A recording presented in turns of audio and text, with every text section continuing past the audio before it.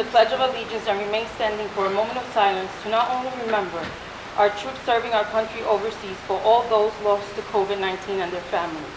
Let's also remember Supreme Court Justice Ruth Bader Ginsburg, who not only was the second female justice, but also a strong voice in gender equality and the rights of workers. I pledge allegiance to the flag of the United States of America and to the republic for which it stands, one nation, under God, indivisible, with liberty and justice for all.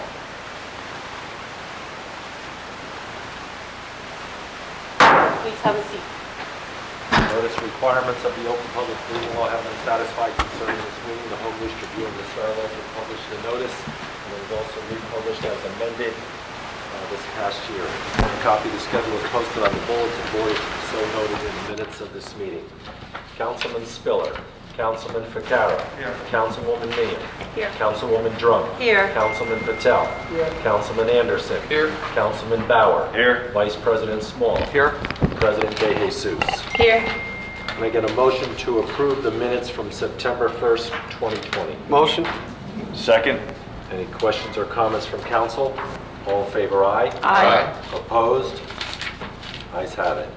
Beginning with second reading ordinances, starting with letter A, an ordinance amending chapter 24 entitled Fire Prevention of the Revised Ordinances. This is with regards to fire zones in Fire District Number 5.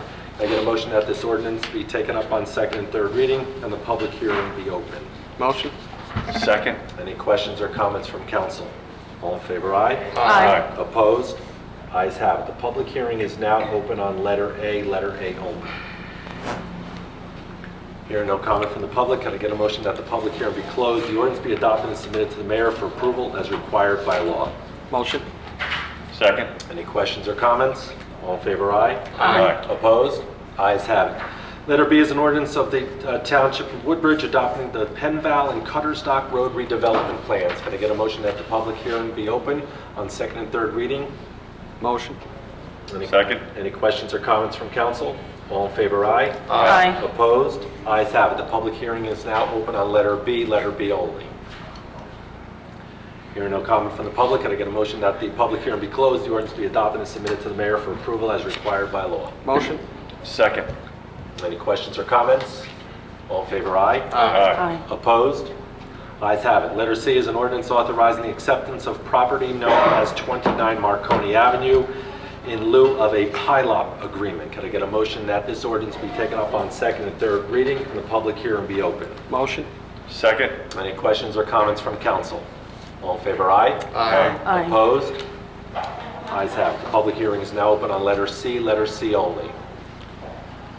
Hearing no comment from the public, can I get a motion that the public hearing be closed, the ordinance be adopted and submitted to the mayor for approval as required by law? Motion. Second. Any questions or comments? All in favor, aye. Aye. Opposed? Ayes have it. We'll take letters D and E, first reading ordinances by consent. Can I get a motion that both ordinances be passed on first reading, published in the Home News Tribune on September 25th, 2020, with notice of public hearing to be held on October 6th, 2020 at 6 p.m. Motion. Second. Any questions or comments? All in favor, aye. Aye. Opposed? Ayes have it. Resolutions listed before you. One moment.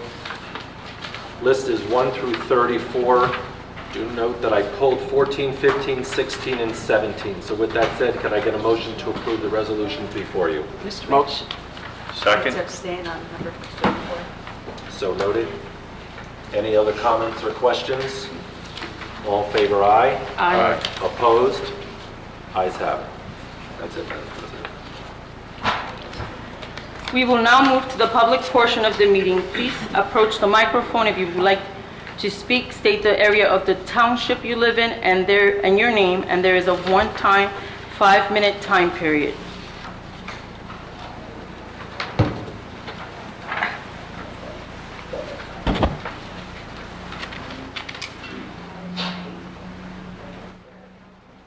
Good evening. Case on Little Elizabeth, New Jersey. So we're back, dealing with the same issues, same problems, same injustices that's raging through your city that you continue to ignore and that you fail to address.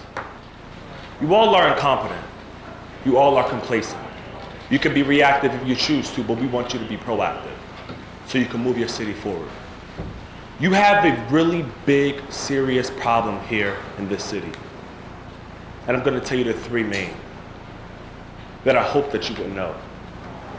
Racism, police brutality, and discrimination. Discrimination against black and brown people,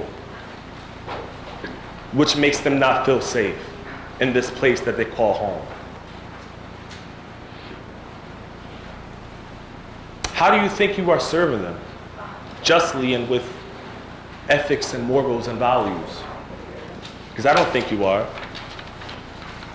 You're not. I know countless people who reside in Woodbridge and say that they do not feel safe. They do not feel safe. But you, that feel like nobody can reach your level, that you're on this pedestal, that you just feel safe, that's not what your residents feel.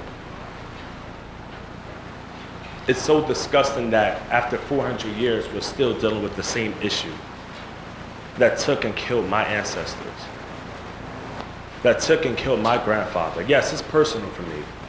While many of you probably thought I was coming here for fun, I wasn't. But what we do today will help reshape and impact our tomorrow. So that's why we're speaking out. That's why we're not afraid to say to power's face that something is wrong, because there is. It is wrong. It's wrong. All means all, right? It never has. It was just a slogan, but you never had act on it. Never had act on it. Your mayor's racist. We know it ain't no secret. And I could say it in front of his face if he was here. I know many that work for him are racist. It ain't no secret. I can say it in front of their face too. Because we see how they look at us. We see how they treat people. And it is no damn secret. It is disgusting. And they should resign in shame. Resign in complete shame. See, the Speaker of the Assembly just walked in. That's good. But what are you doing? Not a damn thing. And we are tired. We are absolutely tired. We're tired of speaking on the same issue. We're tired of seeing your disinterested faces. And quite frankly, we're tired of dying. We are. We gotta do better. But I know you won't just do it because we say it. Unfortunately, it'll take many of you to do better when it hits home for you. And I want to leave you with this thought. Don't wait until you're personally affected by something in order to be outraged. Have that heart generated by love and care and do the right thing. Be on the right side of history. Because the children are watching. And they're coming full force and speed. And they're coming for your seats, whether you think it or know it. Because you are not governing your city at their best interest. Do better, be better, lead better. Stop being reactive, be proactive. And put the people first. Our needs, our wants, our wishes, our safety. So that's how you can ultimately move forward.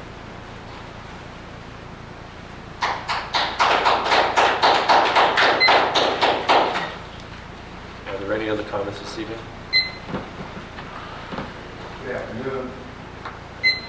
My name is Reverend Clyde Knight. I bring everyone greetings from the Soul of Seeds Ministry in Elizabeth. And I was going to sit here and have nothing to say, but I would feel it remiss to not sit here and say anything. So, again, I am the pastor of Soul and Seed Ministry, and the job to my ministry is quite easy.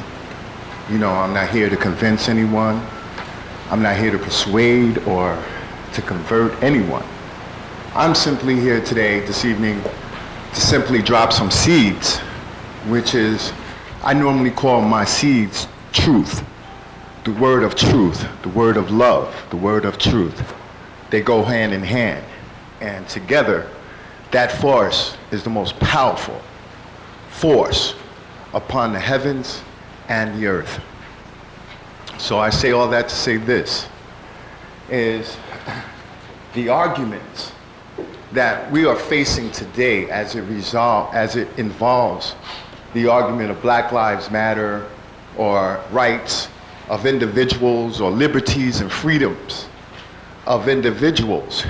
As we all know, these are God-given freedoms and God-given rights. And I'm not understanding why in the world is not receiving the message that the Almighty God is given today. Don't think that this uprising of Black Lives Matter and the people's consciousness being stirred up is being stirred up for indiscriminately. No, it's the times that we are living in today. God said that my sheep, I know there's some Bible reading people in here that understands the secrets when God said that my sheep shall hear me by my voice. They know him. They know his voice. They know the Spirit of God, what he is saying in these last days. He said that my sheep know me by my voice.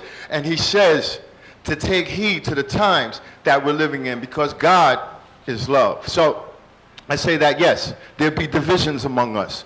There's division. There's the Democrats, and there's the Republicans, there's whites, there's blacks, there's rich, there's poor. All segments that walk upon the United States of America. But where do we find the common ground? I'll tell you where we find the common ground. It's called love. You know why? Because God is love. And anyone who think that you know God, don't deceive yourself, because God is telling me to tell you he don't know who you are and you don't know who he is. So let me tell you what love is. Love is loving those that are not like you. Love is having charity heart for other men that are up against a system that you have the power to do something about. Don't think that your positions of authority is meant for your own good. It is meant to be a service to the people that you govern, the constituents that you operate for, not for your own selfish good. See, the thing is, in society, we're used to living in the land of the haves and the lands of the have-nots. You know, we want to fit in. We want to be liked. We want to be accepted.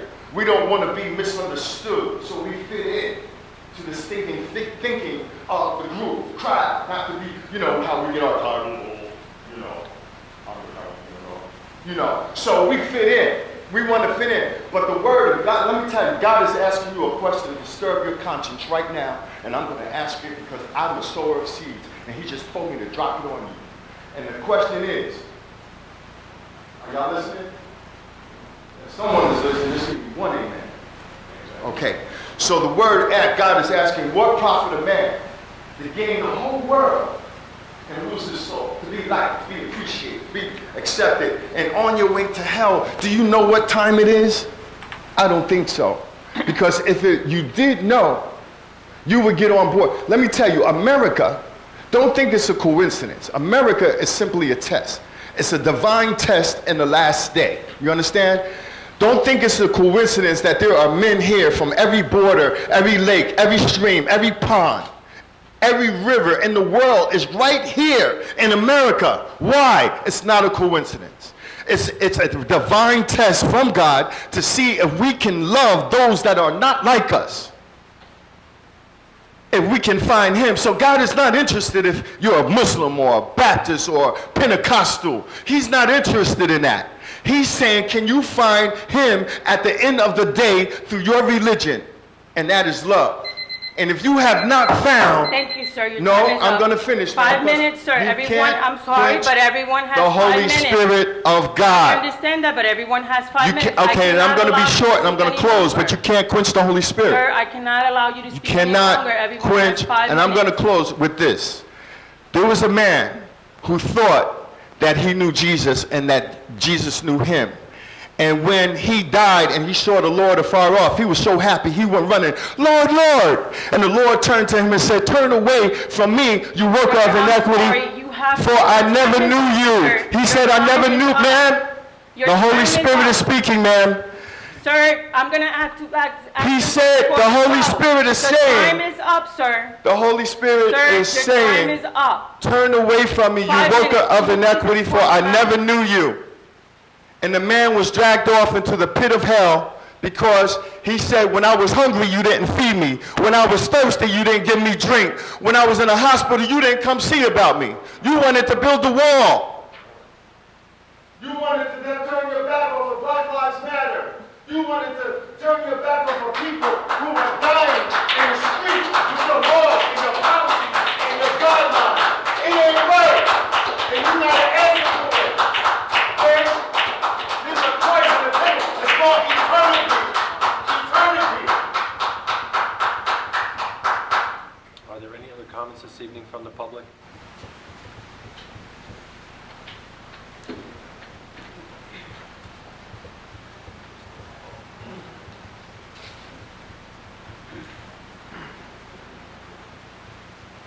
Good evening, everyone. Jimmy Dabrowski, Woodbridge proper. At our last council meeting, we witnessed an act of anti-black racism so disgusting, disgraceful, and terrifying that it would be shameful and complicit if each and every council member and our yet again absent mayor does not go on the record and condemn it tonight. It should have been condemned the very same evening it occurred, but we all know how in Woodbridge it's not about doing what's right, but doing whatever it takes to get reelected and not piss off the town Trump supporters, many of whom frighteningly hold public office and public service positions. An Edison man by the name of Christo Macropolis was allowed to enter the council chamber with an anti-black, white supremacist Confederate flag, despite the policy that flags in general are not permitted inside the council chamber. When he spoke to the council, Mr. Macropolis even held the racist flag up and announced himself proudly displaying it. He should have been immediately ejected right then and there, but he was allowed to continue speaking. I attempted to document this appalling act from my seat rather than getting up to stand next to Christo in this little roped-off area designated for both speaking and recording, but I was warned that I could not do so by our council president, so I complied and put my phone away. 36 minutes later, with his disgusting symbol of hatred still fully displayed, Mr. Macropolis began to terrifyingly wave the white supremacist flag at our one and only black council member, Councilman Kyle Anderson, as Councilman Anderson presented his agenda.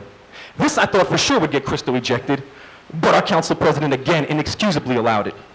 In a state of disbelief, I got up and went to the designated area for recording and began to film Mr. Macropolis, as this absolutely needed to be documented.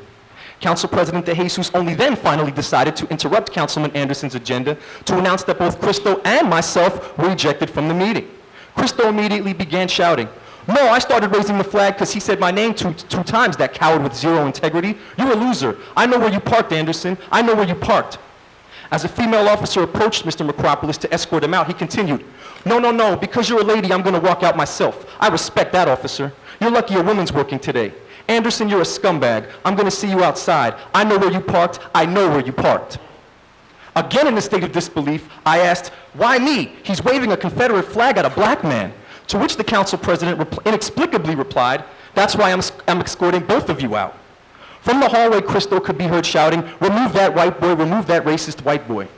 Christo's friend, Mike Sisko of Carteret, who uses the terrible N-word and had been laughing outside before the meeting with Christo about the very hurtful anti-black comments Christo had made about my wife, made additional derogatory remarks to me on my way out, at which point I lost my composure and shouted 2 sincere words at Mr. Sisko before exiting the meeting. Mr. Sisko and Christo's other friend, Lisa Zamuski of Edison, followed me outside, with Ms. Zamuski angrily demanding an apology from me for shouting at Mr. Sisko. Knowing who Lisa is and that she co-organized Edison's July 25th racist Back to Blue counter-protest, along with Woodbridge's own Deborah Marie McGuinn of Port Reading, and not to mention the fact that Lisa showed up at our council meeting to support their mutual friend Christo, whom had supported their anti-black Blue Lives Matter rally, I refused to apologize and kept it moving to my car. Christo followed me and continued to try to provoke me, as he always does, until I was able to drive off. I was further outraged to later learn that after the meeting had ended, Christo had indeed followed Councilman Anderson to his car, even using his friend Mike Sisko's disgustingly anti-black racial slur of choice. I also learned that only one council member had the decency to go on the record and note the terrifying threat made toward Councilman Anderson, and that was Councilman Greg Ficara. I would hope that we have more than just 2 decent council members willing to go on the record and condemn this revolting act of racial terror, but my hopes have repeatedly been dashed by our town's elected officials. I mean, Councilwoman Nancy Drum just recently said on Facebook that she's going to get the words, "Our nation's flag matters," painted, but will not utter a word about actual Black lives mattering. Same for Council Vice President Brian Small, who didn't hesitate to speak up about the inanimate symbols at our last meeting and was met with cheers by Crystal for doing so, but also remained silent about Black people's lives. This is sadly a precedent set by our cowardly Mayor Johnny McCormick, who coldly refuses to proclaim that Black lives matter, even outrageously calling the largest racial justice movement our nation has ever seen absurd. What's really absurd is that such anti-Black backlash to our nation's racial justice movements are sadly still common and tolerated. Well, we're here tonight, and we'll be here at every meeting to make sure that it's not tolerated on our watch, and that our elected officials are held accountable for yet again failing to get Woodbridge on the right side of history and stand up for human rights. We will continue to show up to demand that our community do better and have the courage to finally begin to take a stand against racism. Thank you. Are there any other comments this evening from the public?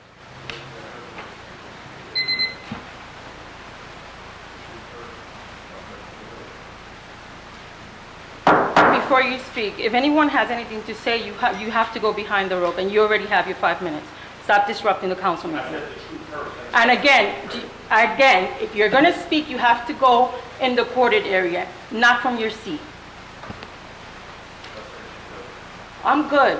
I walk in truth. That's your opinion. Again, okay, so do you guys want to leave so that other people can come in? Escort him out, please. Thank you. Thank you. This is the United States of America. It's a democracy. It's a democracy, right?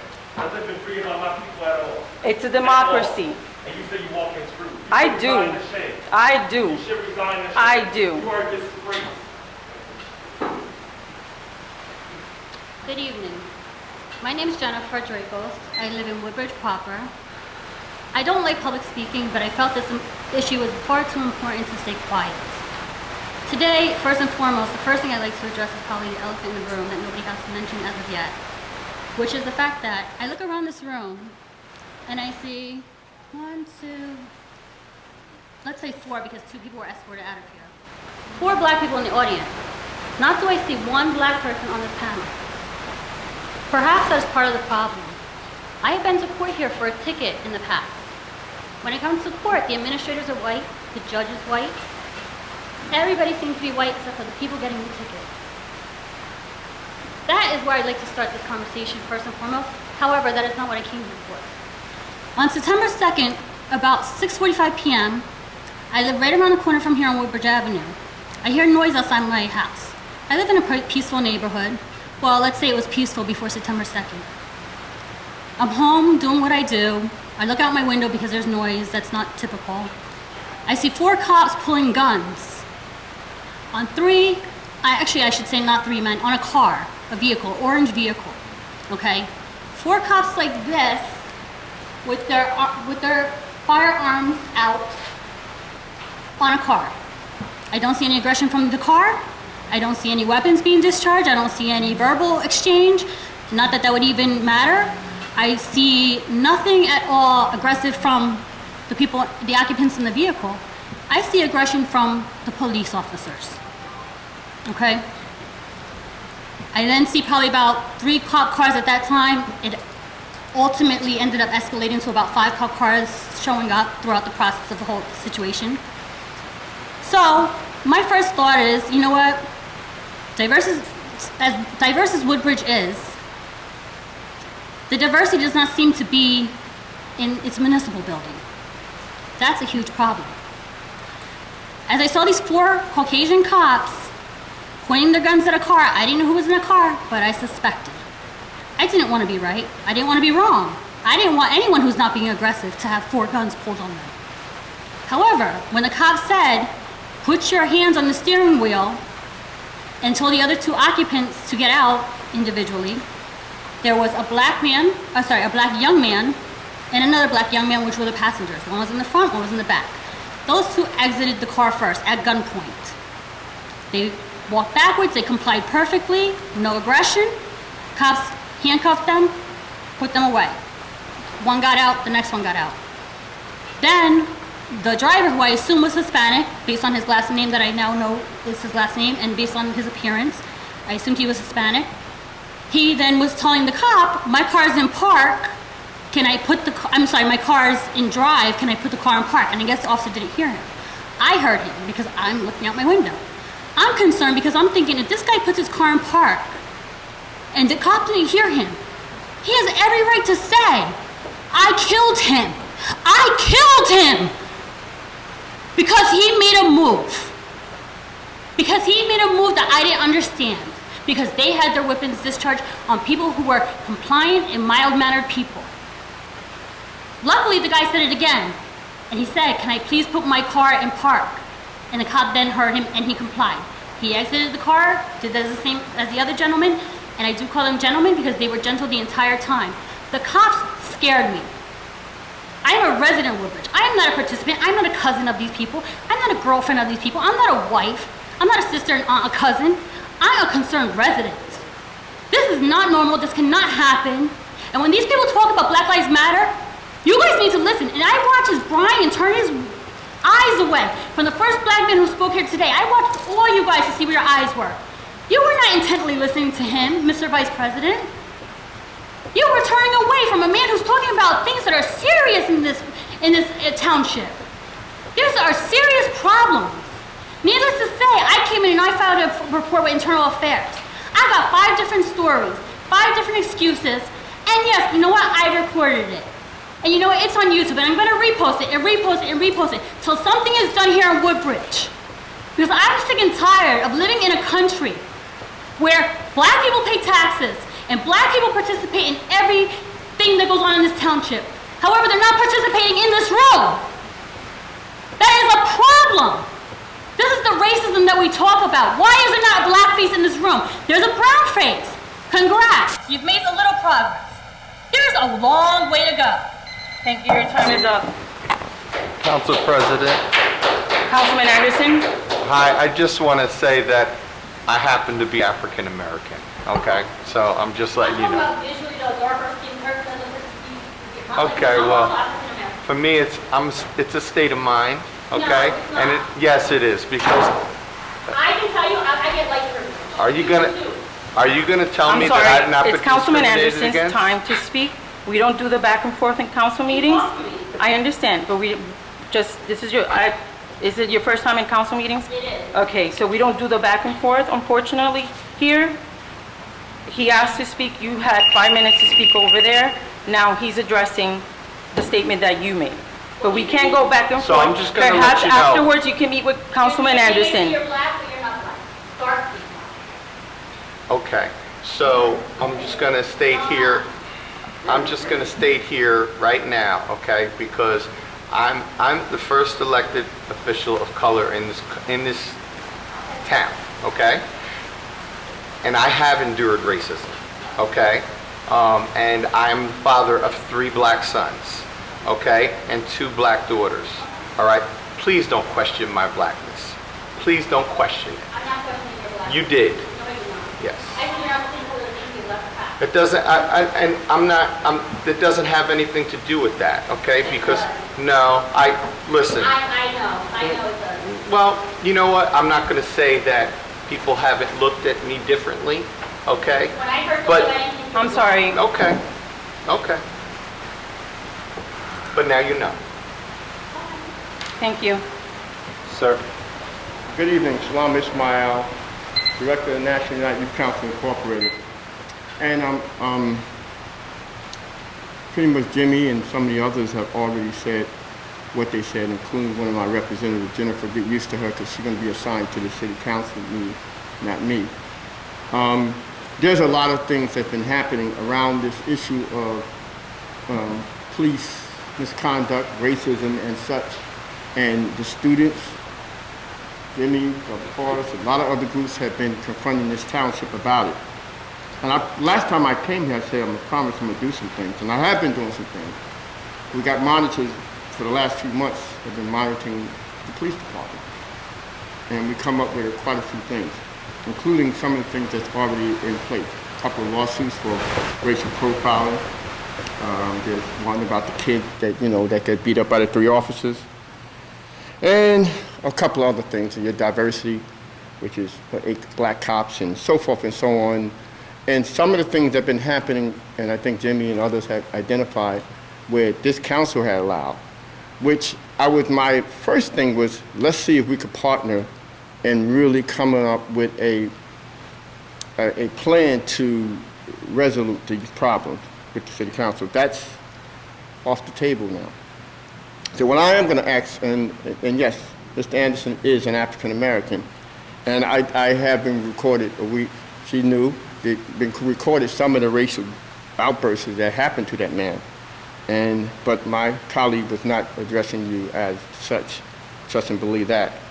The record of Woodbridge is very bad. I mean, the New Jersey Force Report, I mentioned how that rate is in terms of how you abuse African American in comparison to white. The police abuse, the brutality and such. So here's what I'm going to do. And Mr. Anderson, here's where we can put our pieces together. I don't want you to continue to face racism, but I know there's a great problem in the policing in this township. So what I'm going to do, I'm drafting a letter that I can ask the Attorney General to put together a overview of this department. Trust me, I'm going to get it.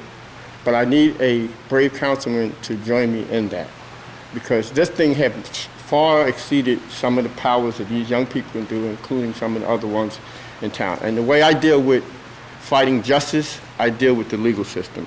So that letter is going to go out in the next couple of days, and I'm asking you on the record, Mr. Anderson, would you join us? My organization is calling for the State Attorney General to give a full overview of the police policies and practice of the Township of Woodbridge. Would you join us?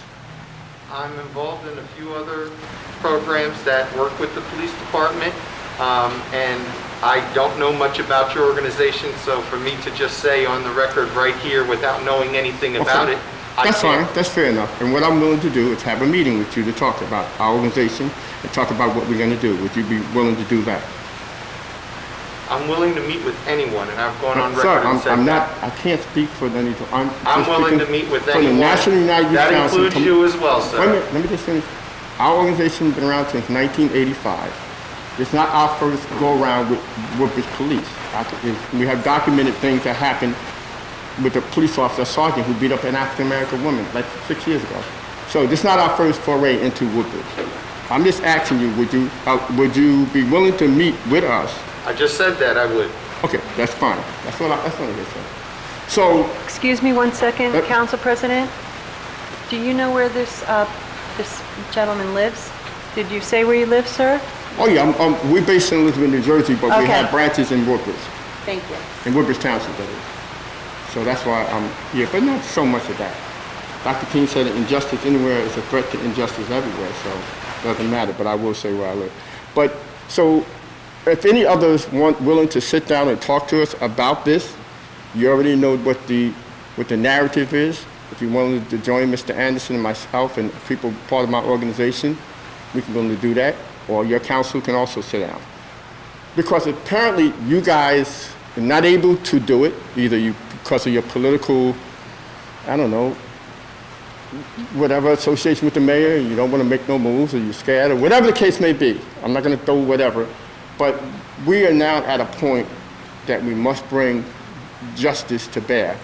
And the picket signs and all that kind of stuff is fine, but we now need to bring this to a higher authority. And if those of you who are willing to join, I got my business card, you can have it. Thank you, sir. Your time is up. Thank you so much, Madam President and City Council. Are there any other comments this evening?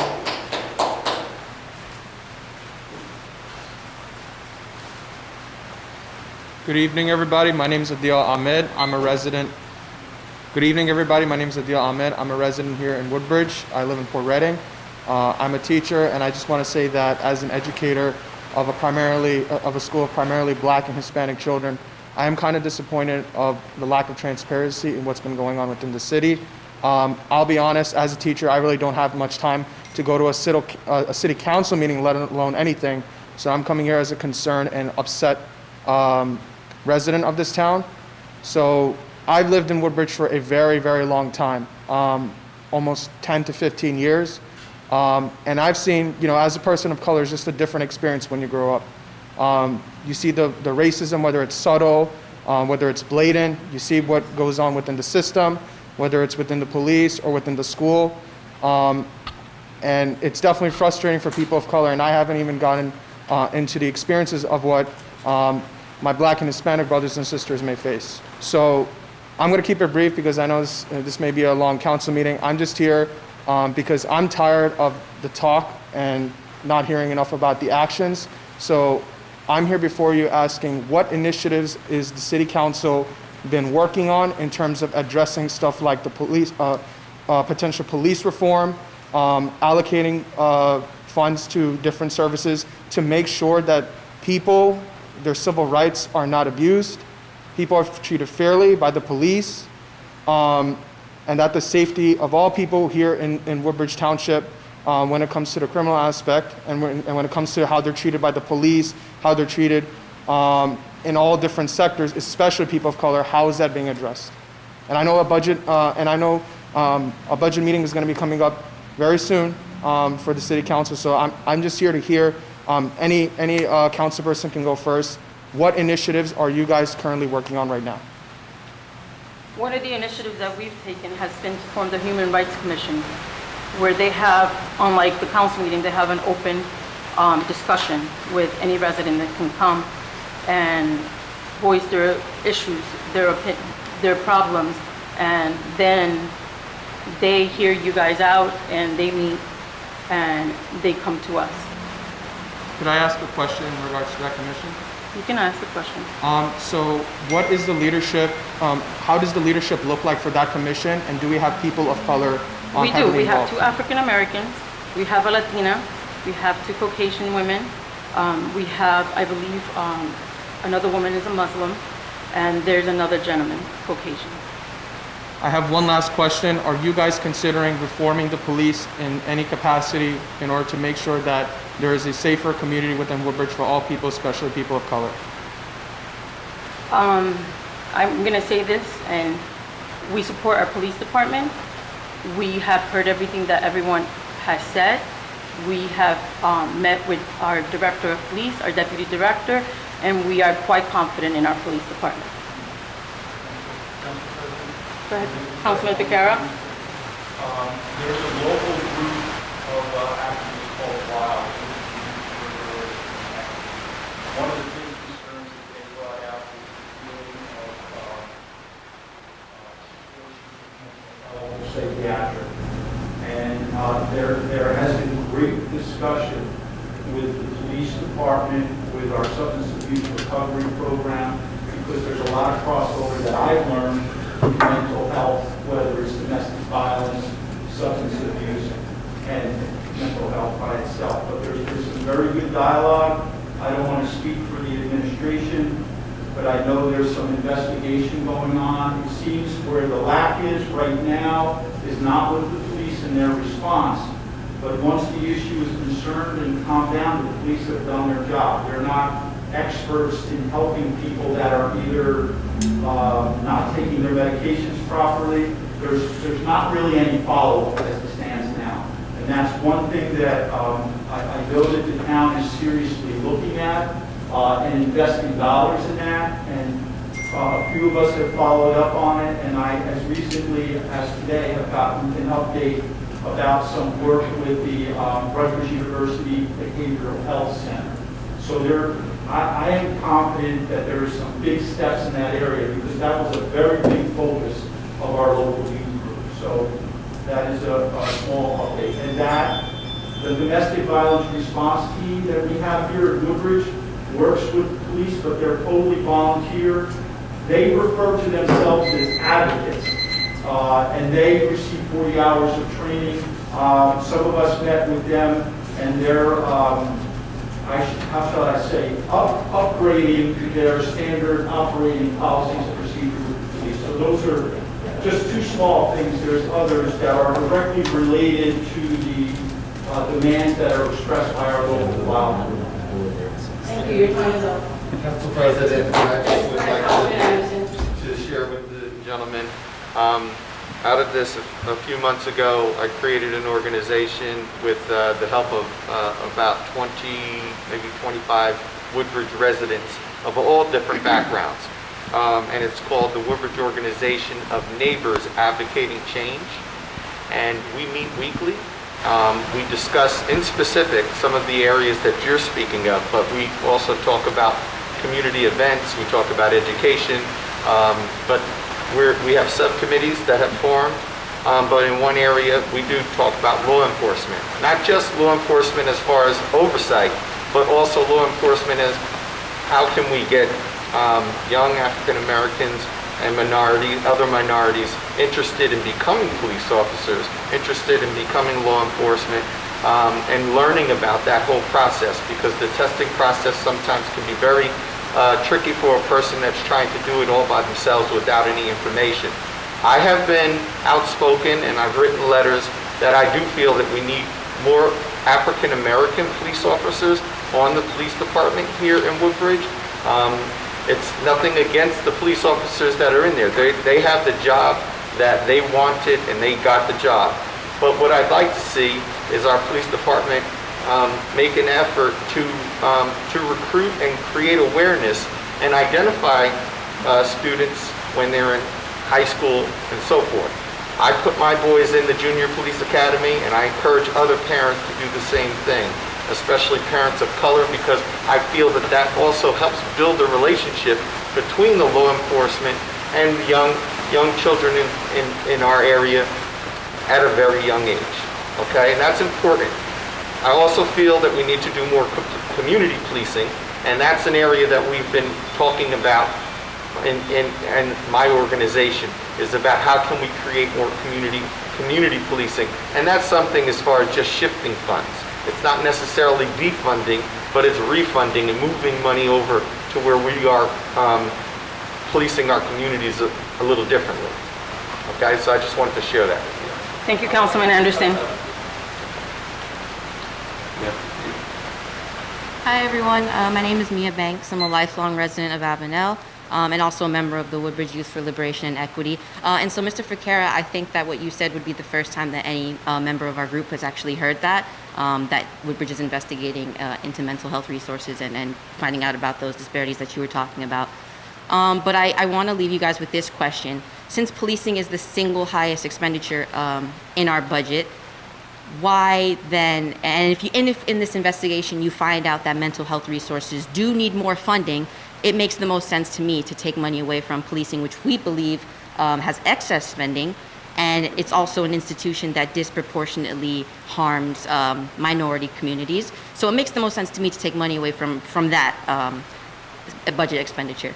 But also, I'm here today just to speak on behalf of WYLE and just kind of update you guys on a few things. A lot of our members aren't here because we have started school again, and so we're doing classes, working. But also, we've come to the realization that as long as a lot of you are sitting in your seats, what we want to get done in terms of helping minorities in this town isn't going to happen. As long as the mayor's in his seat, that likely won't happen.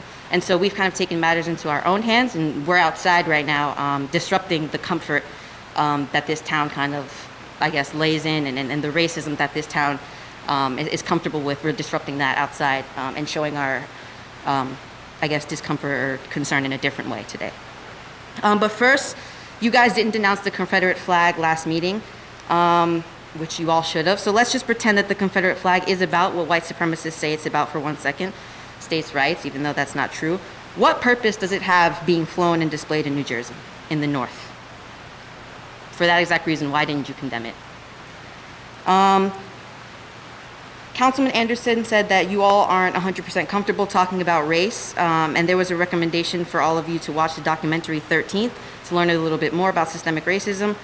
And so again, I just want to know, or I return to the same question I've been asking for months. What research have you guys done to adequately address systemic racism, and in particular, have you watched the documentary 13th? That's like an open question. Have any of you? Okay. And then Nancy Drum mentioned a mural about our nation's great flags and how they matter, and wanted to have it implemented, but she didn't say anything about Black people in this town and If you the don't mind, harm that they, Council yeah. President, I'm not aware of doing that. Mr. Dabrowski said I did. I mean, I could talk to him about it later, but I really don't. I don't recall doing this. I'm not talking to you, okay? Again, I'm not Mr. talking to Dabrowski. you. I'm talking to this wonderful woman standing at the microphone asking me a question. So we can talk later, but I'm not aware of that happening. okay? And then this is my final point.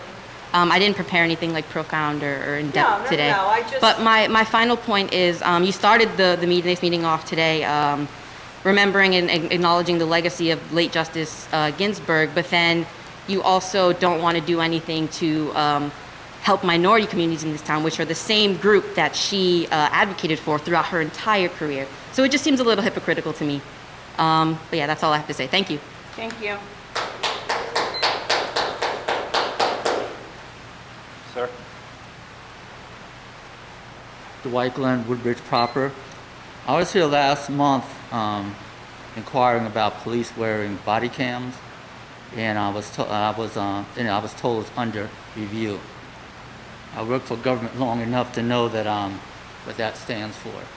So I did a little research, and it was brought up about the budget. So this body can solicit the Attorney General to assist with funds for the body cams. And also you can get money from the Middlesex County forfeiture law. The money that was seized from illegal gains, you can take that money, you can solicit Middlesex County for the money. And as far as the body cams, the criminal justice leaders and communities are in support of the body cams. It can be proven to exonerate police officers and cut down on complaints. Body cams are also less costly than lawsuits, than a $12 million lawsuit. And I was listening to the lady earlier about the officers pulling guns out on people. If police had body cams, all those questions would be answered on why the police felt it was necessary to pull weapons out on innocent people, because anything can happen. And no one wants to see anybody get killed. And if the council doesn't want to implement this body cam thing, I just pray that Governor Murphy will not give you a choice, but legislate it into law. Because everybody knows that body cams does provide a safety net for civilians. Thank you. Thank you. Any other comments from the public this evening?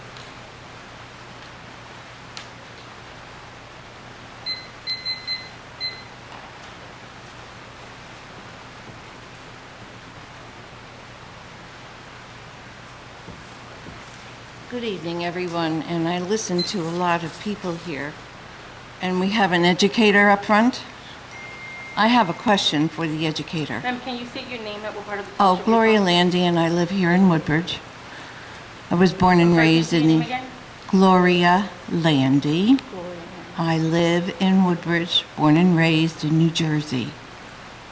I have a question for the educator.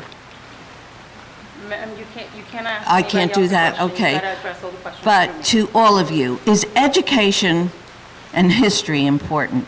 You can all answer that. Well, Yeah. I have an answer for you.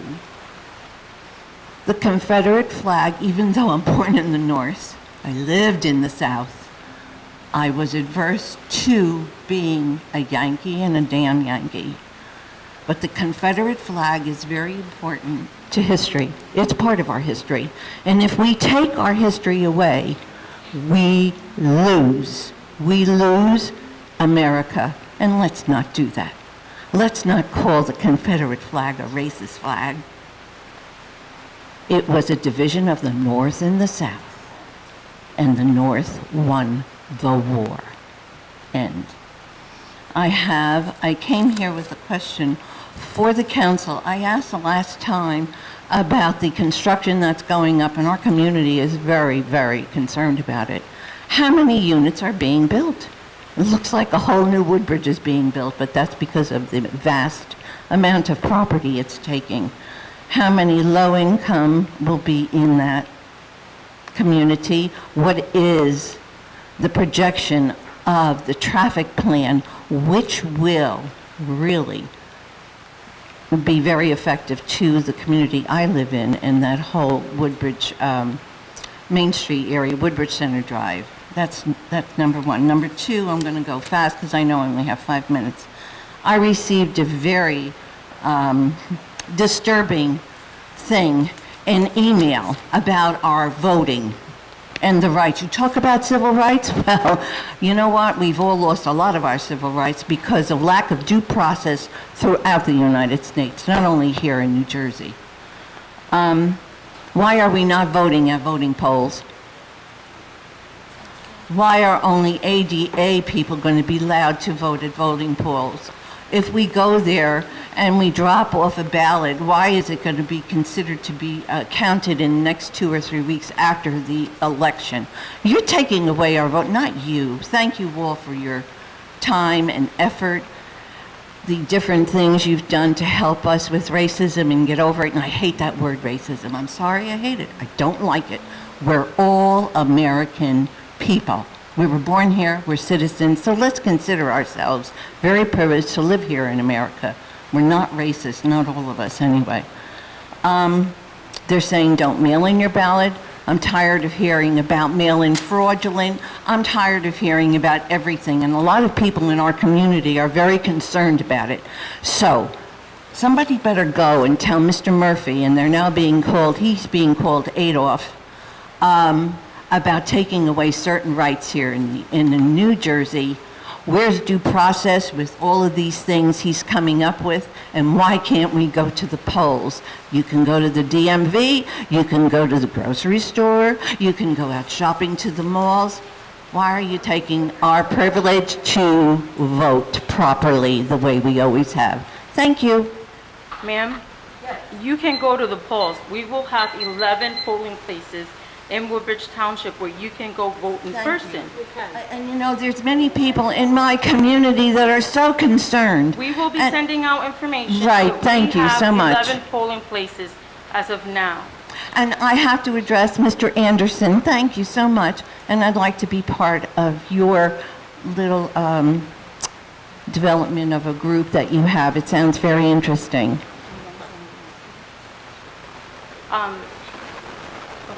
Thank you. Are there any other comments this evening from the public? You got to go to the mic.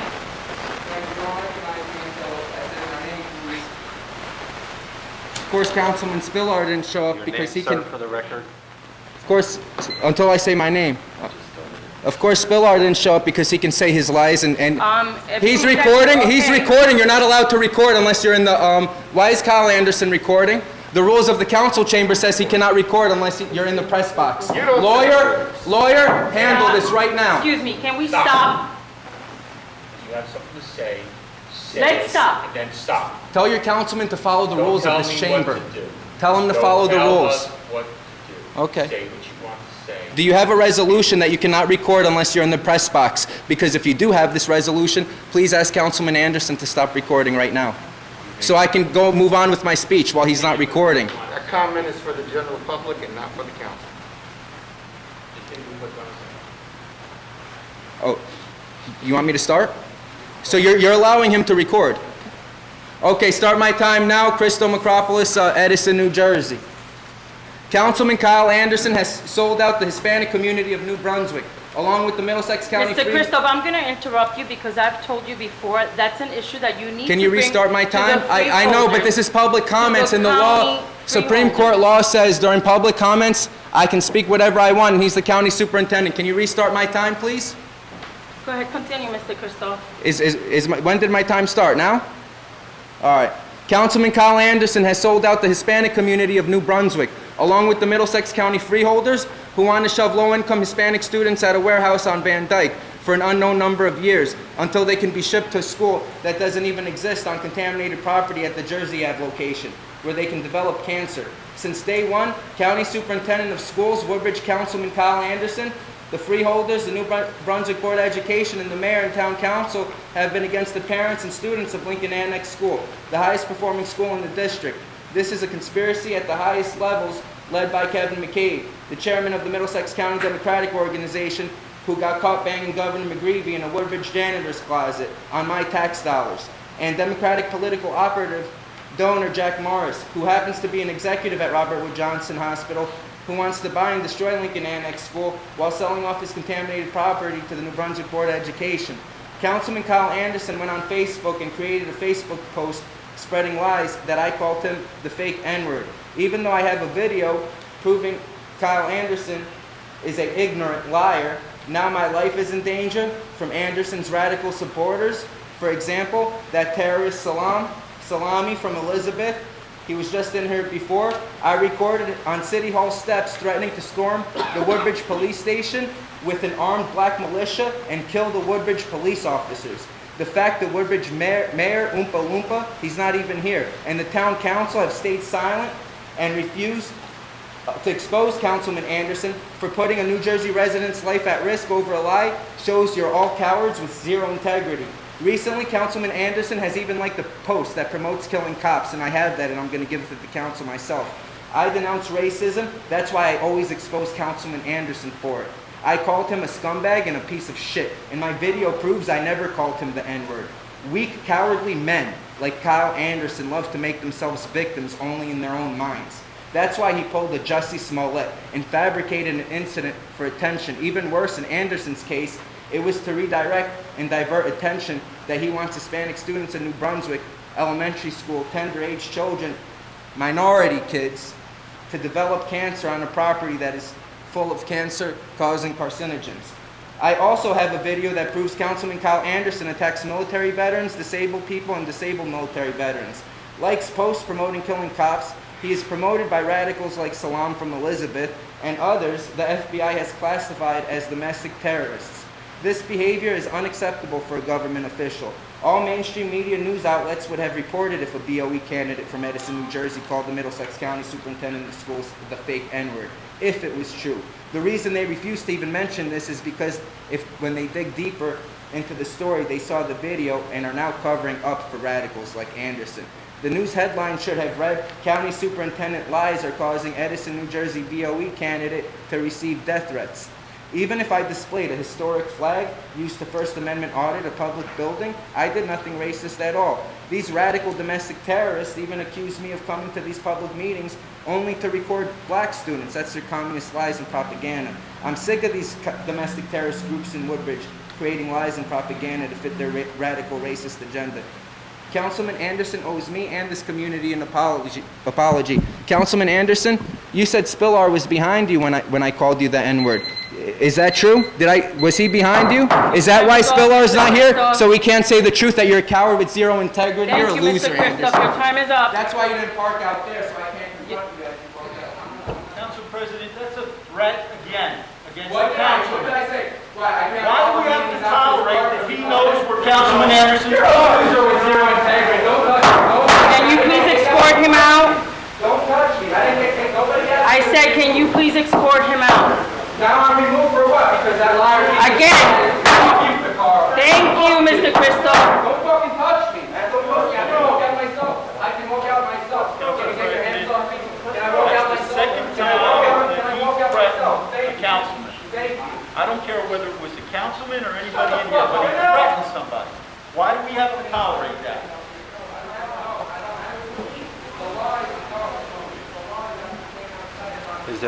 Are there any other comments this evening from the public?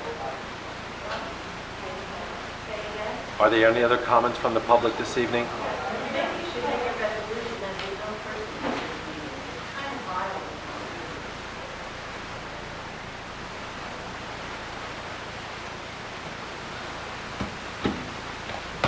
Want to take a breath together? All right, in and out. You're up, ma'am. Go ahead, your name and what part of the township you're from. My name is Victoria Birch. I'm from Colonia. To begin, I would like to reiterate my request that these meetings be held virtually. If you're unsure how this would work for our town, please look at the numerous other towns in the state and decide upon a model that would best fit our community. Now that I hope that, based off of the action seen during the last meeting, and I guess this meeting, we see how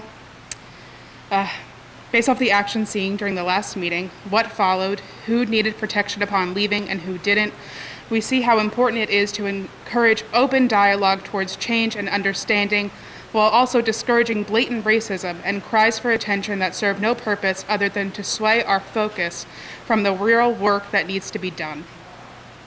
There is a staunch separation between having differing opinions about how these problems should be solved and people who think that these problems can be exploited for personal and emotional gain. After the previous meeting, my mother honestly said to me, "Why do you keep going to those things? They obviously aren't working."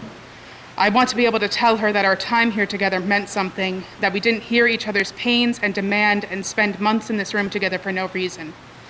I hope you will be able to answer with genuine pride for the work that we will continue to do on behalf of the Black community. I hope that the unfortunate events of past council meetings have shown us in this very room the beginnings of what happens when we remain complicit. So when this council, this town, this mayor, and its citizens are pressed to take a singular stance on behalf of the Black community that calls Woodbridge home, what will you decide?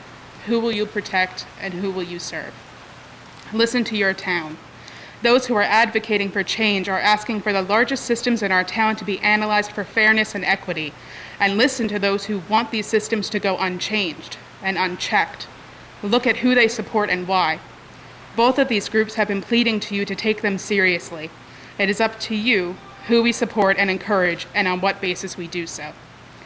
Get the mayor in here, make real change, make symbolic changes for a start, and say definitively that Black Lives Matter. Charity made excellent use of her time last meeting by directly asking for a response, and I hope to mirror that approach by asking a different question. Over the course of the 4 or so months that we have been coming here, how has your approach to your job on council been affected? If you're not able to answer that question, then please share any efforts you have made to engage with the list of the demands that the Woodbridge Youth for Liberty and Equity have presented. I'm going to answer that because I think that we have all taken everything that has been said seriously. And I think I said it one time before. We might not give you the exact answer that you're looking for, but that doesn't mean that we're not working behind the scenes. Great. We might not have answers right at this second. Again, that doesn't mean that we're not working, that we're not listening, that we're not trying to do our best to meet halfway and to bring about the change that is needed.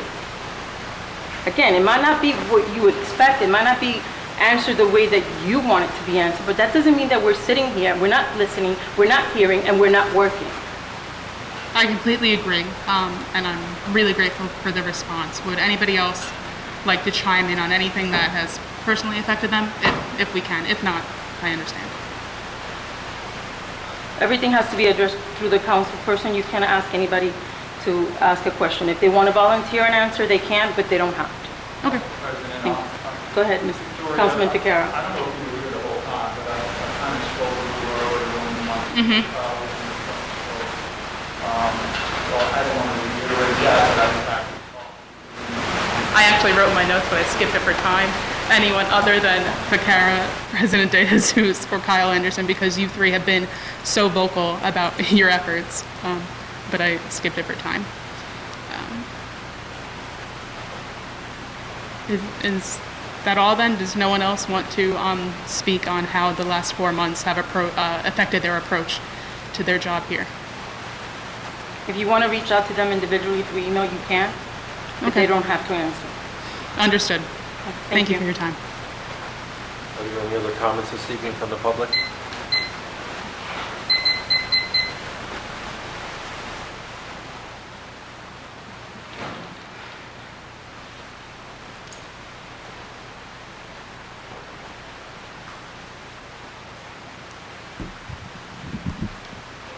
Megan Brown, Colonia. I just would like to say that, reiterate what Victoria said about holding our meetings virtually. I'd also like that to occur. Secondly, I would like to address the flags on the Woodbridge Avenue overpass over the Turnpike. I'm one of the people that initially initiated the change to have the Blue Lives Matter flag removed. And we never had a problem with the American flag, just to make that clear. We just wanted that particular flag. And I mean, honestly, the Don't Tread on Me flag has no place there either. But I think that the symbol of the flag can be effective with just the flag. I don't think we need all those other flags. And I can't find it specifically quoting him online, but the mayor said something about that we would find places for the flags somewhere else in the township. Again, the American flag is fine. We live in America. I think we can all say that that's the case. And I just don't think that the other flags have any place anywhere on township property. Private property, do what you want, but on our township property, American flags only, please. Thank you. Thank you. Any other comments this evening from the public? Here.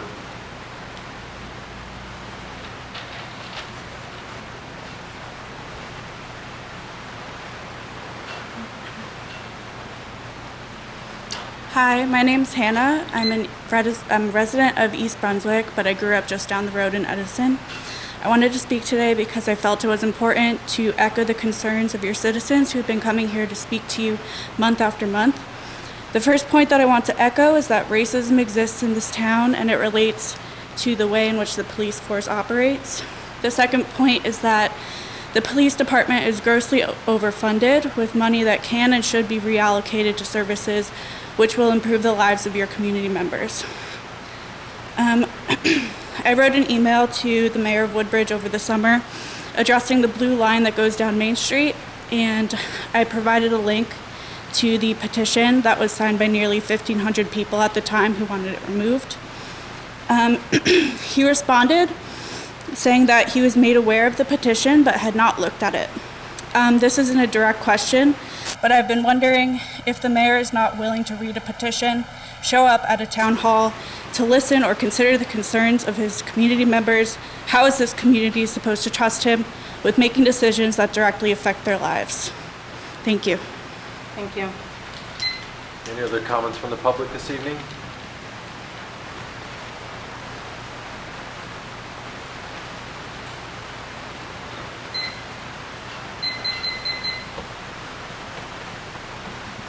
Hi, my name is Veronica. I live in Woodbridge, New Jersey. I've lived there all my life. I just want to reiterate support for the Woodbridge youth groups who have been doing really great work to raise these issues. I'm very supportive of the policy changes they've proposed. Allocating police funds to other aspects of the community is not an unreasonable ask. It makes a lot of sense.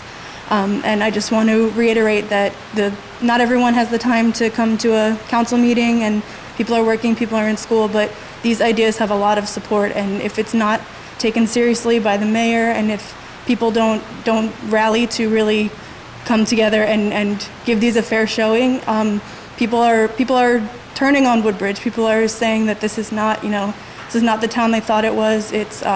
I've been feeling very disappointed that these sort of things aren't taken seriously. I just really think that we should give this a fair showing. Again, the mayor showing up would be a huge show of support. Making the meetings virtual, also very important. Just want to reiterate that there is lots and lots of support for these ideas. Thank you. Thank you. Are there any other comments from the public?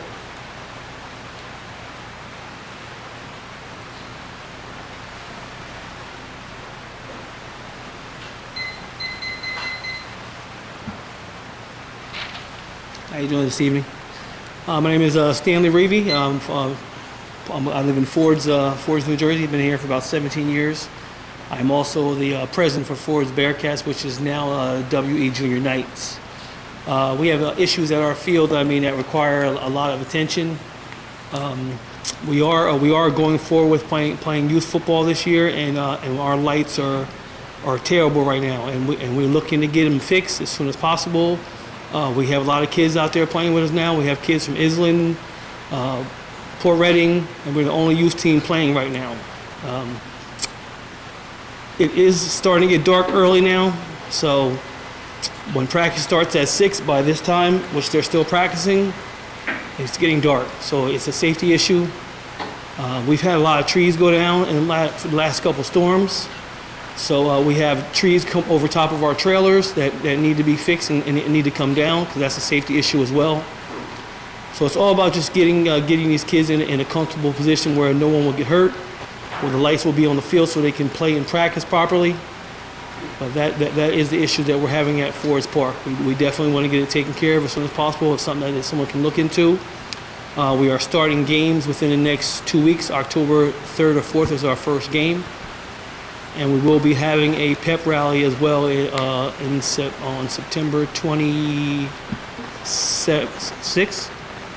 Saturday, September 26th at between 3 and 6. So we welcome in anyone from the committee of Woodbridge to come over, spend some time with us, see the field, spend some time with the kids. So that's what we're looking for from Ford Youth Association. Thank you for your time. Can you send, Can I address that? I did receive an email from your Executive Board Secretary, Martin Lewis. I forwarded your request today to the administration and waiting on return on your request. They didn't say nothing about the other issue. She just told me about your lighting problem at this time. I spoke with Brian Molnar a couple of times in regards to the trees. I mean, when it first happened, they did come out, cut the trees up when they went down initially, but it did pull some wires down, and then we still do have a lot of trees over top of the trailers. Okay. The trees definitely need to be tended to because I don't want them to fall down again and take the rest of the wires down because they are still there. You'll be here after the meeting. I'll give you my card too, so you personally, or my number. Yes, you can yes. redirect. And how long is it? Because I do have to get back to the field too. Mr. Simaluka is gonna from here to the field. So. Mr. Simaluka is gonna also address your concern. Yeah. He's our business administrator over there. Oh, okay. As per Councilman Bauer, that we did receive that email today. It was assigned to the DPW crew. Director George Brew is looking into it. I think he was there today, and he'll be back tomorrow to see what's needed. Okay. Thank you very much. Appreciate it. Thank you.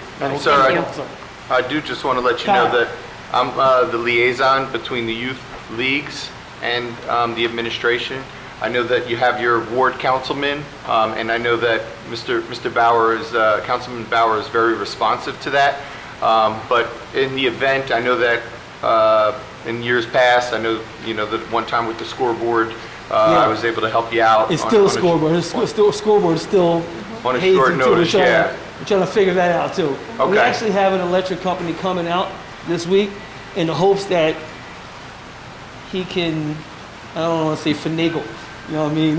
Okay. But I mean, we're trying to get the lights situated so we can have kids. I mean, we've got 6 teams, so by the time that last team plays, we're looking at 5 o'clock going into 7:30, and the light, and it will be dark.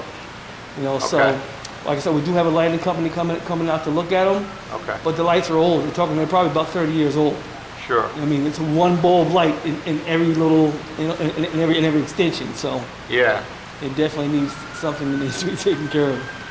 Well, the one suggestion, and what we did as my organization, we went up to the Kennedy High School baseball field and we practiced under the lights there. So sometimes that's an option. Yes. If I know that you have lights and you want to keep everything there at your facility, but I'd be more than happy to talk to you about things that have worked for my program. As you know, that we shut down operations for this year. But I'd be more than happy to talk to you. I think we've exchanged information before, but yes, we have. I'd be more than happy to do it again. Yes, I appreciate it. All right. Thank you. Thank you. Thank you, sir. Are there any other comments from the public this evening? Here.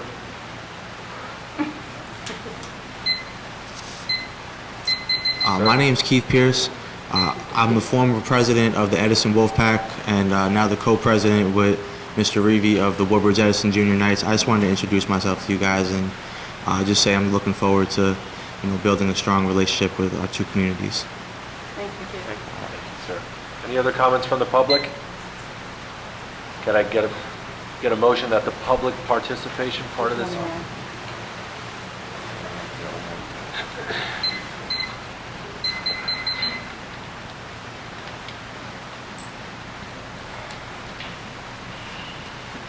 My name is Frank Trumbator. I'm from the Strawberry Hill area, Ward 1. Hello, folks. How are you this evening? I would rather get a root canal and come here, but there's certain things I want to say. I am the son of a World War II veteran. who hit the beach on D-Day. 5 battle stars. I'm a Vietnam era veteran, but I can't hold a candle to what my father did. And I can tell you this, and I'm looking right at Mr. Coughlin right now. The New Jersey legislature took our right to a free, fair, and anonymous election away. Our right to vote. The basic essence of what makes us an American, you took away. You took away our freedom of religion and our right to worship on the holiest of days.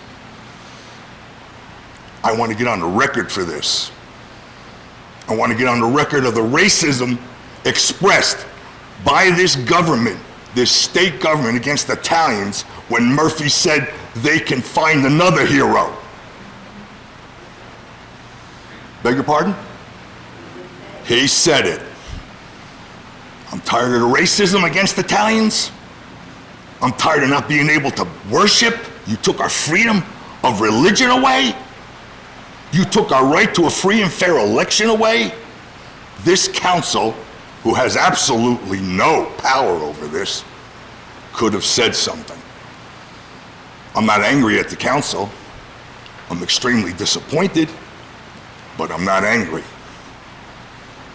They say that you can't let people in the building. You gotta watch the virus. You got people eating their Swiss cheese sandwiches next to Route 9. You tell me you can't put a tent out here or any other polling place, man it with the National Guard? Those guys got PPE to walk through a radioactive area. You think they can't sit there and watch somebody sign a book and then go vote in the machine? You got over 9,000 National Guard in this state. You could have taught them to man the voting booths in about 10 minutes. But you still decided to take our right to vote away. And I wanted to make it public that I'm laying at the feet of you, Mr. Speaker, and Senator Vitale. And if enough veterans can get off their butt and put their beer down, maybe we'll make a showing. I'm sorry to bring this to this council, but you all have a good evening. Sir, we have 11 polling places in Woodbridge Township that will be open, and you can vote in person. In a machine? Yes. A machine? No, not on a machine. Mr. Mitch, do you want to? Thank you. As the president said, you will be allowed to vote in person. Provisional. By paper ballot, unless you attest to the fact that you have a disability that prevents you from completing a paper ballot.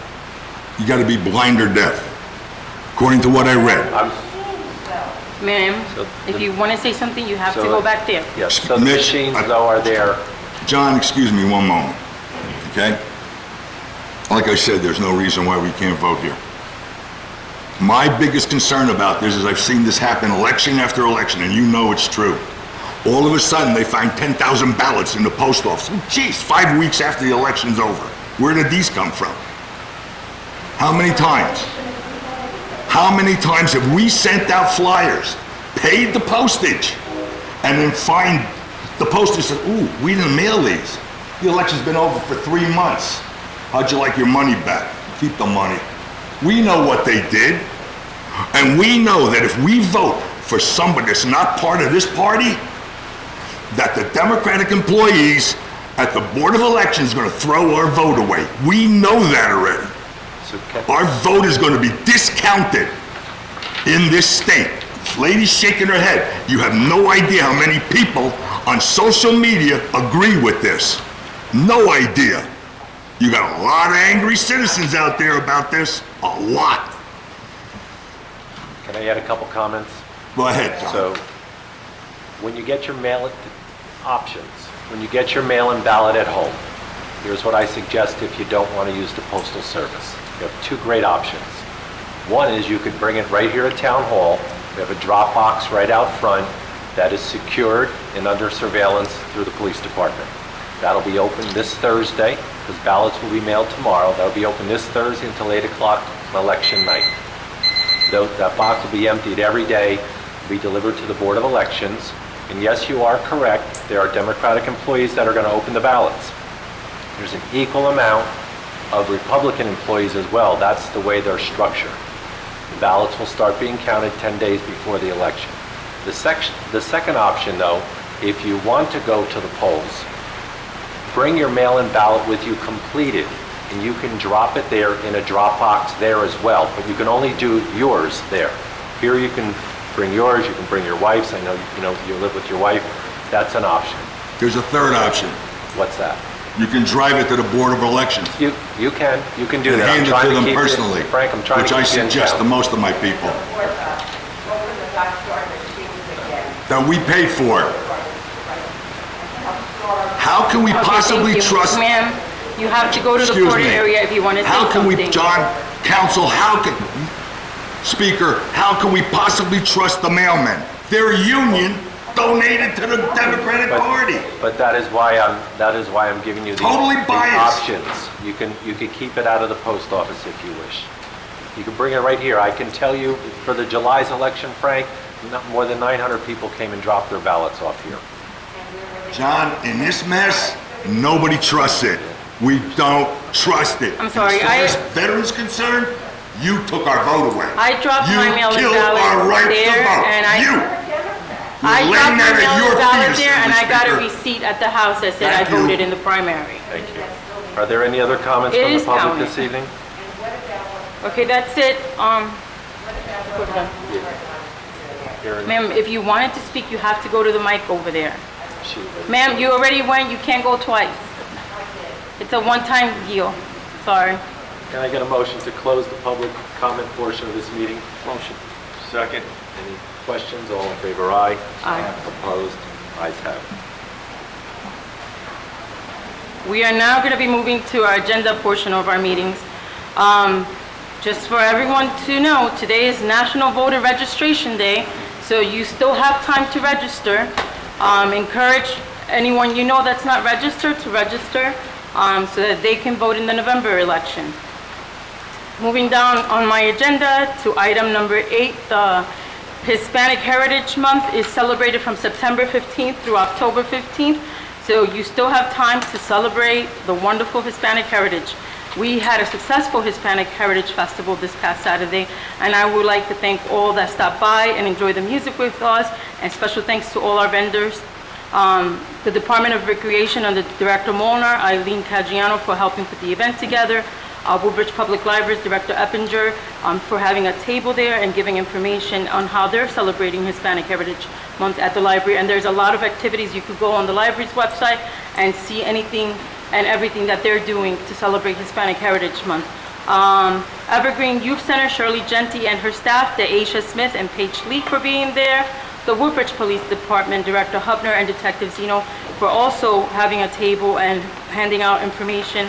The Health Department, Director Green, the staff from Senior Transportation, Ms. Naroda, the staff from Multi-Aging Services, Evergreen Senior Center, Rosemary Mendy, the Department of Public Works, Director Brew and his staff for making sure that the park was ready, for putting up all the beautiful flags, and for setting up the tables and chairs. And a special thanks to Dr. Galkin and his staff because every year they say we're here and for their generous donation. The Swing Combo Band, they were a great band. The music was beautiful. I think Councilman Ficarra can attest, and Councilman Anderson, Councilman Small, Councilman Spiller went. I thank you guys for all of your support, and especially the DJ, my husband, Angel De Jesus, for every year staying present and having my back. Item number 9, Barron Art Center, the Art Exhibit Pets projects running through October 3rd. There's still time to catch the exhibit featuring dogs, cats, and everything in between. The exhibit is also available on the township website. The Barron Art Center celebrates Hispanic Heritage Month with a virtual lecture on iconic Mexican artist Frida Kahlo. This lecture will be live on October 7th on the township website, on YouTube, and on their Facebook page. Barron Fest, Woodbridge 13th Annual Fine Arts and Crafts Festival will be on October 10th from 12 to 4:30 at Alvin P. Williams Park in Sea Warren. Please contact the Barron Art Center at 732-634-0413 for more information.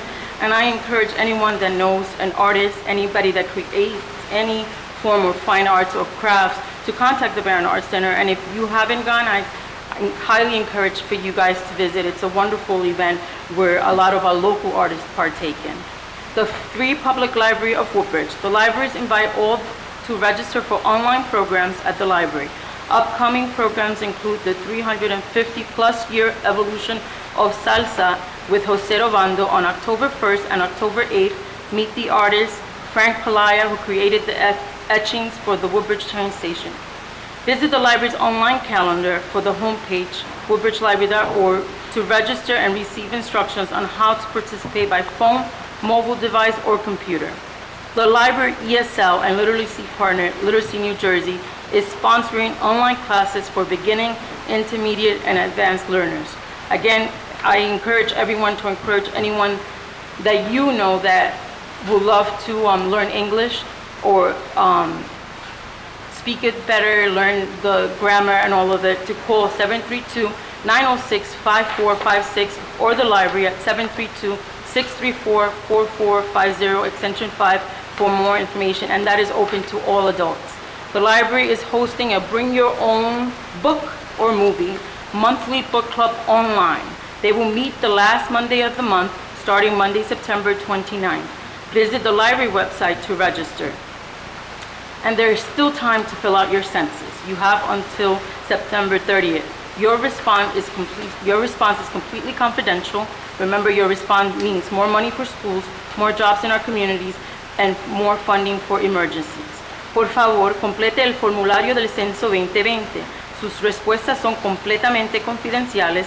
Su respuesta significa más dinero para las escuelas, más empleo en nuestras comunidades, más fondos para emergencia. Tienen hasta el 30 de septiembre para hacerse contar. That is all that I have. Thank you, Vice President Small. Thank you, Madam President. Number 12 on my agenda, National Public Lands Day. The township will be holding annual National Public Lands Day on Saturday, September 26th. That's a Saturday from 9 to 11 a.m., followed by an annual party at Ernie Oros River Celebration at Oros Park from 11:30 to 2. If you would like to volunteer, you can contact our rec department, Eileen Caggiano, at 732-596-4047, or you can email eileen.caggiano@township@twp.woodbridge.nj.us. If you want to volunteer. Number 15, our Jazz Fest will be Saturday, October 10th from 3 to 7 p.m. outside the Avenel Performing Arts Center on Avenel Street. Renee Fox will be on at 3, Danny Backer and his All-Star Band at 3:30, Michael Preston at 5, Curtis Lundy and Emoji Band at 5:30. Again, that's October 10th, 3 to 7 p.m. at Avenel Arts. Number 16, the summer concerts, although they're coming to an end right now.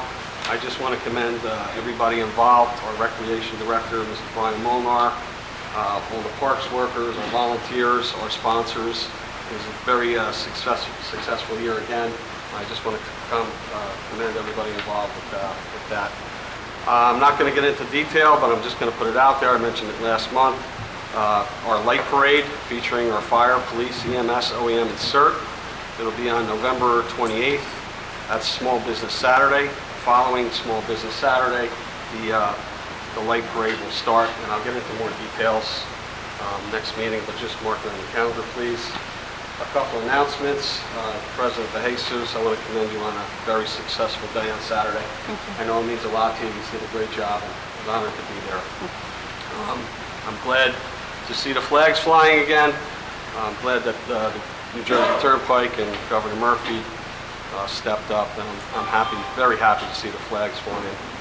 On Sunday, we had a memorial service and a hero service, which was absolutely incredible. There was a lot of closure to some families who lost a loved one during the last 4 or 5 months.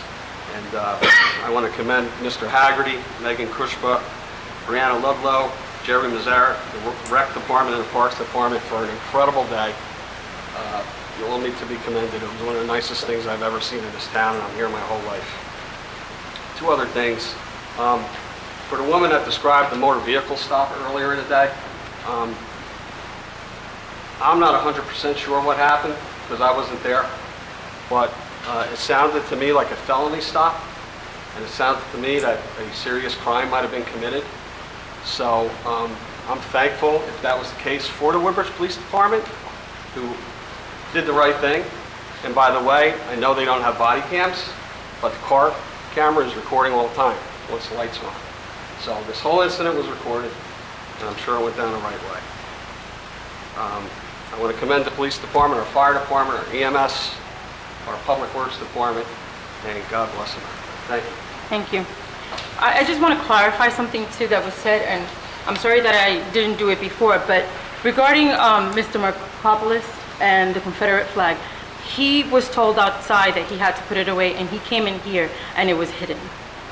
He wasn't allowed to come into council chambers with it out. When he was here, he took it out legal, and I had conversation, and it's his First Amendment right. There was nothing that I could have done about it, whether I agree with it or not. And that is all that I'm going to say about that.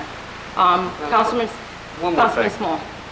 And also, the comment earlier that I wasn't looking at the person that was speaking. I'm often writing notes in the beginning of the meeting because there's a lot of paperwork up here, a lot of things going on, so I don't have to be looking at somebody to hear what they're saying, just for the record. Thank you. Thank you. Councilman Spiller is celebrating his daughter on her senior night. Moving on to Councilwoman Meehan. Thank you, Council President. My agenda is in order, going down to agenda number 6, food pantries. This Saturday, September 26th, Speaker Craig Coughlin will be helping to lead the fight in hunger in his annual Glean event that will be held between 10 a.m. and 12 a.m. at Gia Marie's Farm and Orchard. Glean is an act of collecting leftover crops left behind from farmers after commercial harvest to help reduce waste. All produce we collect will be donated to the Middlesex County Food Banks. If you would like to volunteer and help us, the farm is located at 173 Fresh Ponds Road in East Brunswick. Please bring gloves and a mask. This is a fun and rewarding way to help those that are hungry. Going down to my agenda number 8, Colonia Fire Department. Also this Saturday, September 26th at 11 a.m., Colonia Fire Department will be participating in the annual Towers to Tunnel down the sidewalks of Inman Avenue. The Tunnel to Towers run is held each year in New York City, the last Sunday of September. In the past years, Colonia Fire Department and their brother firehouses have taken place in this run that retraces the final footsteps of Stephen Stiller, a New York City fireman who ran through the Brooklyn Battery Tunnel to the Twin Towers to save lives on 9/11 while giving up his own. Due to citywide restrictions this year, the event had to be canceled.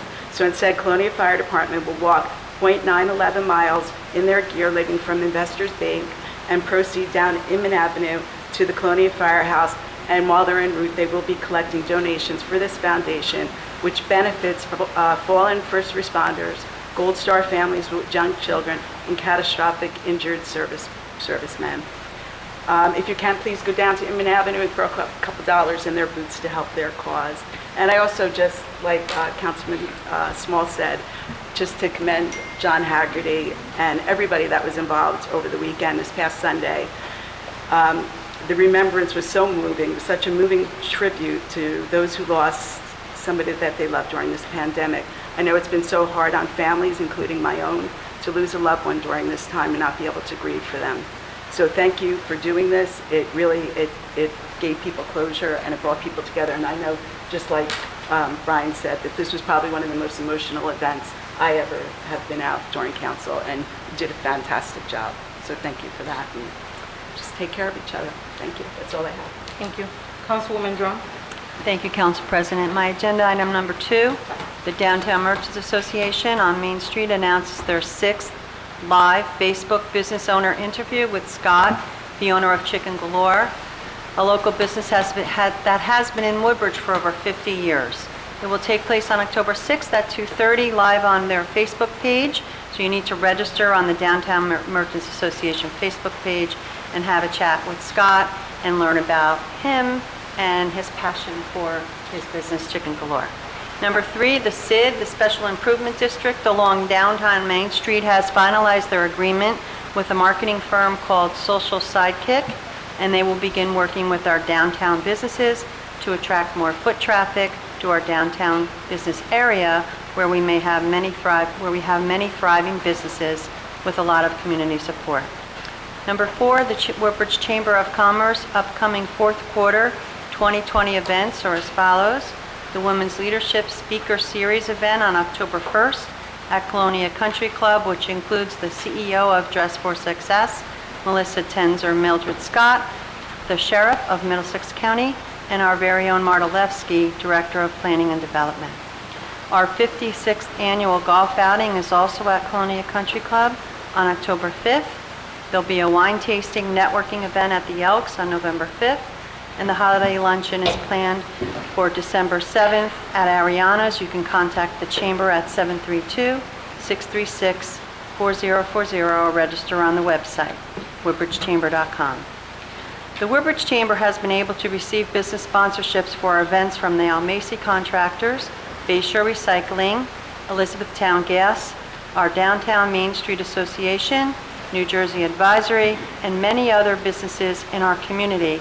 And we really appreciate the support of our sponsors and attendees to all of our events, always, but especially during the challenging pandemic times that we're having.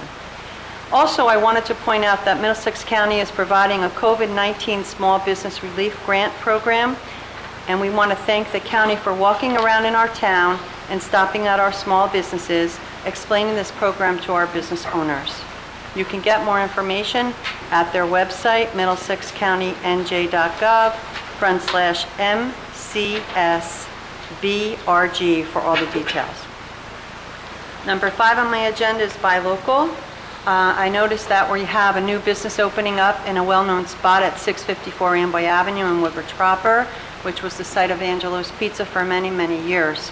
The new business is Benny's Pizza, and it'll be opening this Saturday, September 26th, from 12 to 6. So please welcome Benny's to our neighborhood and support his business. It's amazing to me how during these challenging times, businesses opening up in our township. Hopefully this is a really good sign. All of our local businesses need your support now than ever. Please show them that you care by shopping local. I wanted to do an update on the Ward 1 redevelopment that's going on. The redevelopment of downtown Woodbridge continues despite the recent challenges of COVID-19. Construction for the Prism Herd Square development on the corner of Rahway Avenue and Green Street, although briefly halted, is moving quickly and on schedule for completion in 2021.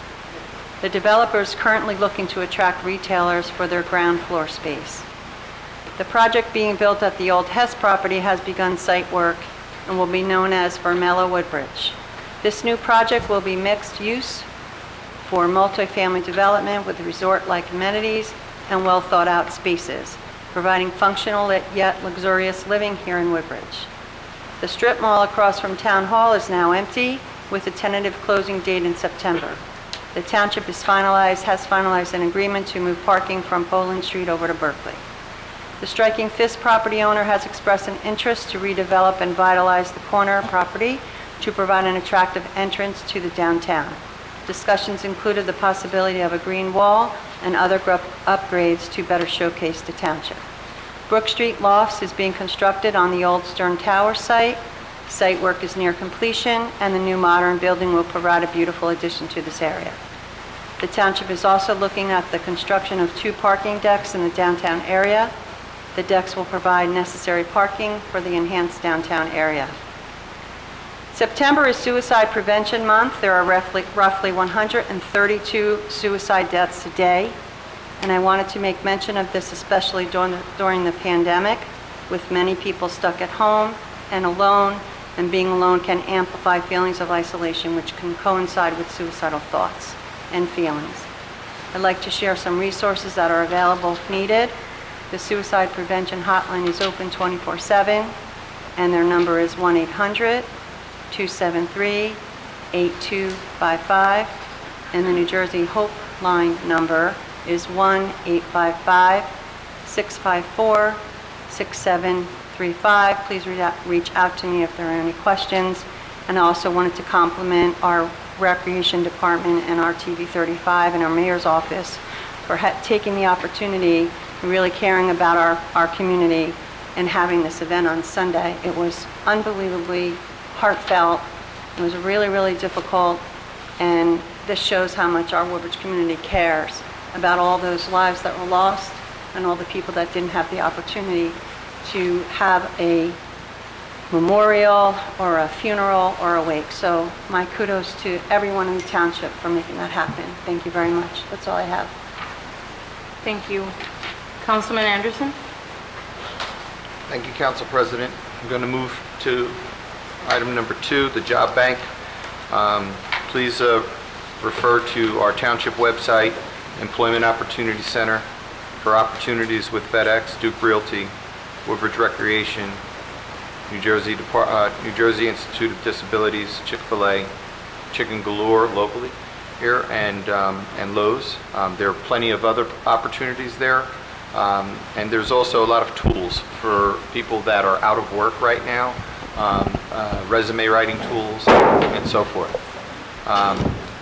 So please check that website. I'm going to pass on 3. We're holding on 4. We actually will on the Hall of Fame. We had a 4-month hiatus. The Hall of Fame this year, because of COVID, we've moved that to the spring temporarily. And I'll be notifying you about nominations for any past athletes. They had to graduate from high school 20 years ago, and they have had to attend one of the 3 Woodbridge public high schools. They could have gone to a vote tech as long as they participated at one of the 3 public high schools here in town. The Taste of Woodbridge, unfortunately, we had to cancel due to COVID. That normally would be coming up in a month and is always one of my favorite events. And many of the people in town always look forward to it. So I'm sure it's going to be bigger and better next year. I did want to ask Mr. Haggerty if I could ask you about the Charity Raffle. I know this time is when it usually starts to pick up. Are we going to be doing that this year? Yeah, we're going to be doing that by the raffle license. Thank you, and I'll send an email, so then at the next meeting, I'll make sure we have some information regarding the Charity Raffle. It's also a great way for organizations to raise money for their organization, and then to also raise money for a good cause. Going to pass on drive-in movie. The NAACP will meet on October 19th. That's every 3rd Monday, and that's 1 Oliver Street in Perth Amboy. Perth Amboy covers Sayreville, Carteret, South Amboy, Woodbridge, and I believe Perth Amboy. Those are the 5 areas that they cover, and that's led by Reverend Donna Stewart. So that's every 3rd Monday, 1 Oliver Street. October 19th is the next meeting, and we're going to hold on the MLK program and the Independent Club. And we're going to move down to number 14, Middlesex County College. Will no longer be known as Middlesex County College. It will be known as Middlesex College. So when I went there, it was Middlesex County Community College, and now it is, and then it was Middlesex County College. But through some surveying and some market research, they felt that it was best to change the name to Middlesex College. So we're excited about that. It's going to create some new marketing. And I just want to say, as a member of the Board of Trustees, with COVID, it is an excellent opportunity for you to start your college career at a 2-year college right now. If you can't dorm at a 4-year college, and for your parents to send you away and then have to come and bring you back unfortunately because of COVID or something like that, Middlesex County College is a great option. It was where I first started school, and I encourage everyone in Woodbridge to consider that along with your 4-year colleges. Number 15, Woodbridge Organization of Neighbors Advocating Change. That we had our meet and greet because we've been meeting on Zoom every Saturday morning for about 8 weeks, and we had our first meet and greet. It was a social distant meet and greet, but some people still met on the laptop. So we had some people in my backyard, and we had some people on the computer screen, and every committee that we had met and delivered their reports. I'm real excited because it has people from all different backgrounds, and conservative, liberal, white, black, Spanish, sexual orientation, and we hear a lot about the changes that people would like to see. I know that there are some that still want things to stay the same because things have always been, fine for them, but there are some that want to see some changes. With regard to Ruth Bader Ginsburg, just leave with the quote, when there are 9, all right? And that when she was quoted and asked, and she was interviewed, when will there be enough women on the Supreme Court? And she said, when there are 9. Right? Why not? Right? I say the same thing. When will there be enough black people? When will there be enough Spanish people? When will there be enough women? When will there be enough gays? When will they? Because we dealt with it when there were 9 men. There were always 9 men on the council, always 9 men on the Supreme Court. But what that says is everyone should have that opportunity, and there should be no limit. There should be no limit on who sits on what. Ma'am, you guys can't do that. I'm sorry, this is Councilman Anderson's time. We cannot do that. Okay, and I just want to say that, unfortunately, the flag does offend me, okay? I know that it doesn't sit well with others, that they don't agree with that. I know that people are asking people to speak out about their feelings about that. I'm just going to say it doesn't sit well with me. I do find it to be an offensive and a racist flag. In regards to the gentleman that wore it, he brings up something where, to wear that flag and call me a racist. I just want to say, just for credibility purposes, I looked this gentleman up. He accused his former teacher that he didn't know, shared the name of a sex offender. So he accused a teacher of being a sex offender, but she shared the name of another sex offender, but he put this all on social media. Okay? And it turned out that the woman he accused of, she was his teacher when he was a student there. So when he talks about, I jeopardized his life, when he yells out my license plate number on social media at least 8 times when it's a car that my wife and my daughters drive, and then he posts that on websites that there are people that don't know us here in Woodbridge and don't know what I'm about and what I stand for. And I've received some letters as well. So, to my home that my wife and my kids have seen. All right, so people don't know. I know that everyone up here has their own particular feeling, and we've all kind of lately been the target. We've all been a target lately, not just me. All right, it's literally it's getting old. It's getting old. I'd like to move on, and I'd like to see that we all start working towards something. I do believe that the committee that I'm working with is headed that direction. So I just want to thank you all, and that's all I have. Thank you. Councilman Ficarra? Thank you, Council President. Just first, it certainly was an honor to participate in the memorial service, as my colleagues pointed out, for folks who didn't have the opportunity to properly bury their family members. And then to pay tribute to essential workers and first responders was quite a privilege. So I'm very grateful for that. Thank you to everybody involved. On an extremely light note, in the world of recreation, some semblance of getting back to normal. Our roller skating rink is open on Saturdays and Sundays to the public. There is open skating, and of course, all social distancing guidelines will be followed. And in the back of the community center is our Skyline Mini Golf and batting cages. Again, some semblance of normalcy back there. A little bit of recreation. Monday through Friday, open 4 to 9. Saturdays 12 to 9, and Sundays 12 noon to 10 p.m. And if you haven't been back there, it's a lot of fun. It's a nice family outing, and it's right here in our own backyard. That's all I have, Council President. Thank you. Council President, if I could just make a comment. I'm sorry I omitted, and I know that I'm just joining everyone else in acknowledging the work of Mr. Haggerty, our rec department, for Sunday's event, for the memorial for COVID. I was happy to be a part of that, to at least help people bring closure and memorialize their loved ones in public with their towns and their loved ones around them. So I do thank you all for putting that together, and I was happy to participate along with the rest of my council. Thank you. Councilman Patel? Thank you, Council President. My agenda is in order. Thank you. Thank you. Councilman Bauer? Thank you, Council President. Item number 7, KZ Forge and Beaumont Fire Companies are always looking for a few good men and women to join their volunteer ranks.